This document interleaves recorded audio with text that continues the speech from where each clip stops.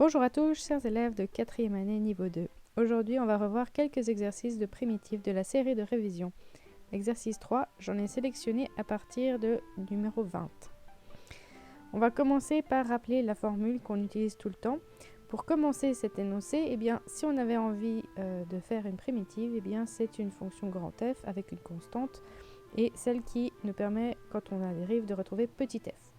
Donc à l'intérieur, on a une fonction petit f. Et quand on a 1 sur x carré, on remplace comme quand on dérive par la version puissance. La primitive d'une fonction puissance, elle est dans la table CRM, c'est x à la puissance n plus 1 sur n plus 1. Si j'ai un nombre devant une fonction, c'est comme lorsque je dérive, je peux sortir ce nombre et ne dériver ou ne primitiver que la partie à l'intérieur. Donc c'est ici ce que je vais faire pour le 2x du début. Le 2, ça va être comme un lambda. Le 1, c'est une constante, mais on sait que qui est dérivé donne une 1, c'est x. Ensuite, pour le x puissance moins 2, on applique donc la première règle encadrée. On remet bien sûr toujours tout à un seul niveau et pas de puissance négative ou fractionnaire. Pour le 21, c'est un peu particulier. Ici, on a une multiplication. Ça provient d'une multiplication d'une composition de fonctions.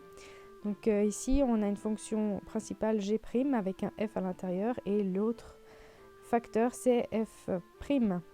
Et donc ici, on doit trouver qui est qui. C'est facile. Donc l'intérieur de la puissance, c'est le f de x. Et puis à côté, on voit que c'est bien sa dérivée qui est dans l'autre parenthèse. La puissance 5, c'est un g' qu'on va devoir donc chercher primitive.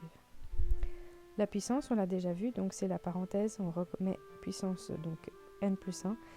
Le tout sur n plus 1 où on peut mettre en évidence donc 1 sur 6. La suivante, c'est un peu comme le 21, on va faire élément par élément en remontant toujours les puissances avec des puissances négatives. N'oubliez pas de remettre tout au bon étage pour l'écriture finale.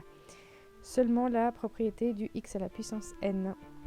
Voilà, et n'oubliez pas, le plus c se retrouve à chaque étape.